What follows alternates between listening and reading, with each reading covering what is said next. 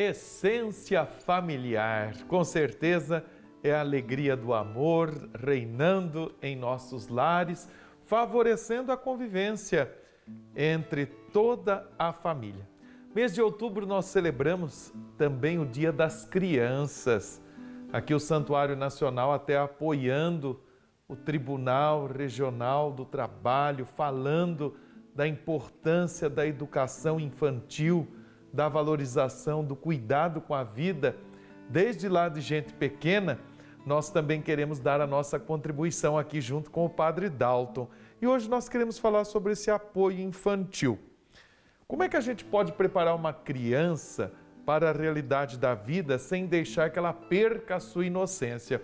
Nossa produção nos contou que às vezes você, mamãe, sobretudo, diz assim: eu queria conversar algum assunto com a minha criança, prepará-la bem para a vida, mas como fazer isso diante de tantas vozes que falam, teorias, sem que a criança perca aquela inocência, aqueles sentimentos bons, aquela originalidade, aquela pureza que é tão própria da criança. A gente acho que pode dizer assim e começar assim nossa conversa, né, Padre Dalton?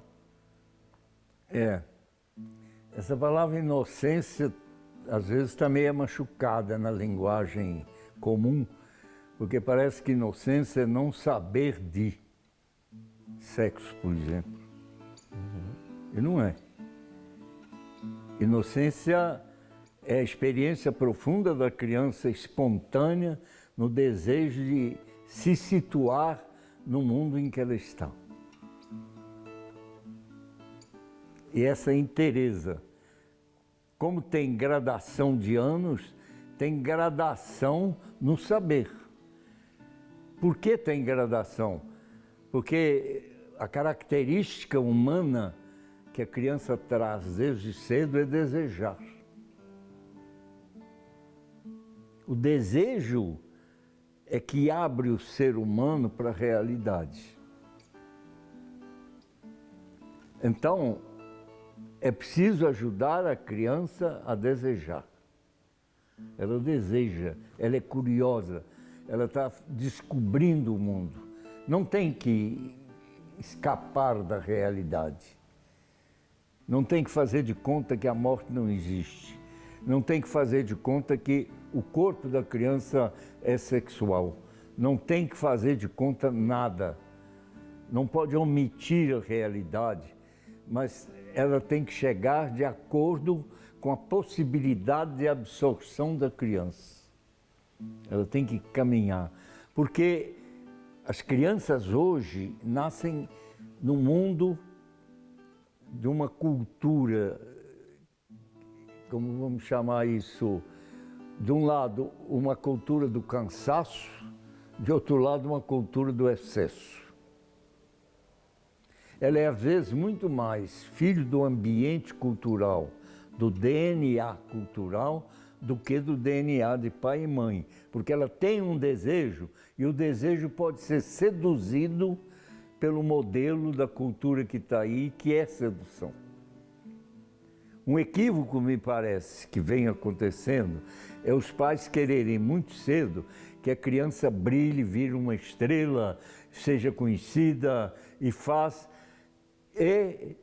torna muito rapidamente forte a tendência do desejo sexual.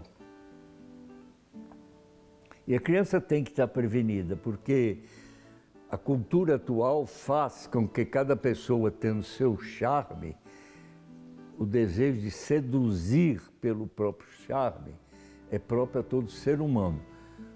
O amor adulto vai nascer do charme de um pelo outro, que é um poder de sedução. O mercado é um grande poder de sedução. E mais, no nosso mercado é sexdução. Então, muita atenção no ajudar. Não omite. Não tem que... Morreu algum parente, não vou levar a criança porque é muito triste para ver. Leva a criança, deixa ela ver, deixa ela participar, depois retira, sabe, com ela. Não vai. matou alguém, não pode ver. Por que não pode ver? Ela não pode viver no mundo da fantasia. Ela vive um imaginário que tem que se confrontar com o real, e a palavra que nomeia o real vem de pai e mãe. Ela tem que fazer essa experiência depois a importância da conversa disso é que vai dar o significado. Porque a inocência não é ignorância. E o desejo profundo da criança de saber, porque é o desejo que nos faz humanos. Os animais não têm desejo, uma pedra não tem desejo. Ela tem uma programação interna dentro dela, ela é aquilo. Uma palmeira que tem aí na proximidade de uma casa, como ela gosta de alguém, diz assim, esse aqui está precisando de goiaba, então vou virar a goiabeira para ele. Não pode. Ela tem que ser o que ela é. Nós temos que ser o que somos chamados a ser. Eu tenho que descobrir isso e tenho que desejar isso. É o desejo que me abre a relação com os outros. É o desejo que me dá a liberdade. Então, como educar o desejo das crianças?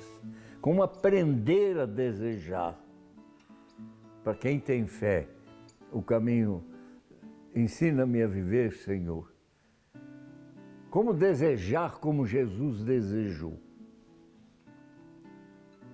Ou quando a gente reza, venha a nós o vosso reino, seja feita a vossa vontade, ensina-me a desejar o que tu queres de mim.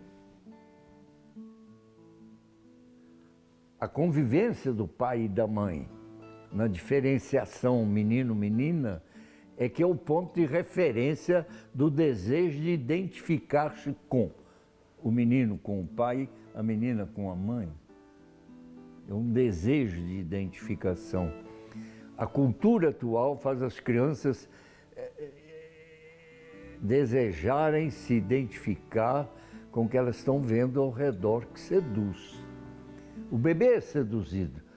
Ele pode estar rodando aqui no chão e de repente tem essa luz, ele não sabe que ela é quente, ele vai meter o dedo lá. Tem que aprender a desejar.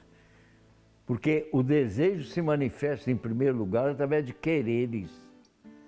Mas nós adultos podemos querer uma porção de coisa que não responde ao desejo profundo de ser. Então, educar o desejo. O caminho da educação do desejo da criança passa pela educação dos 5 sentidos.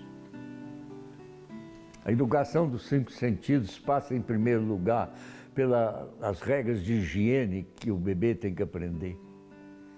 Porque a primeira grande produção humana do bebê é quando deixa de sair do líquido para fazer um cocô duro. E normalmente quando faz, ela dá despedida à obra-prima que ela acabou de fazer, pedindo ir embora.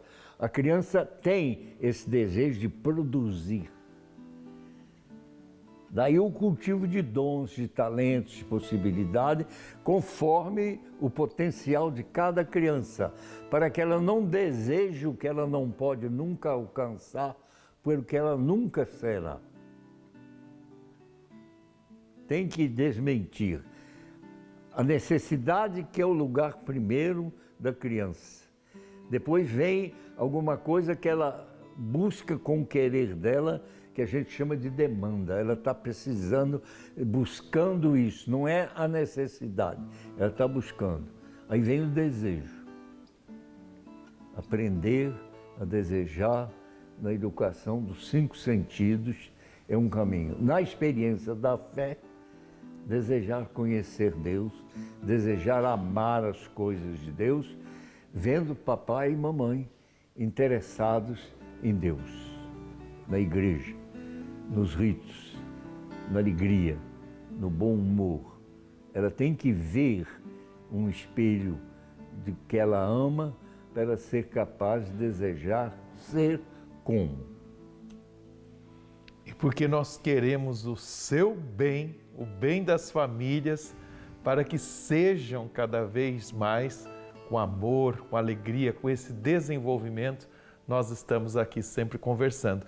E tem uma questão aí.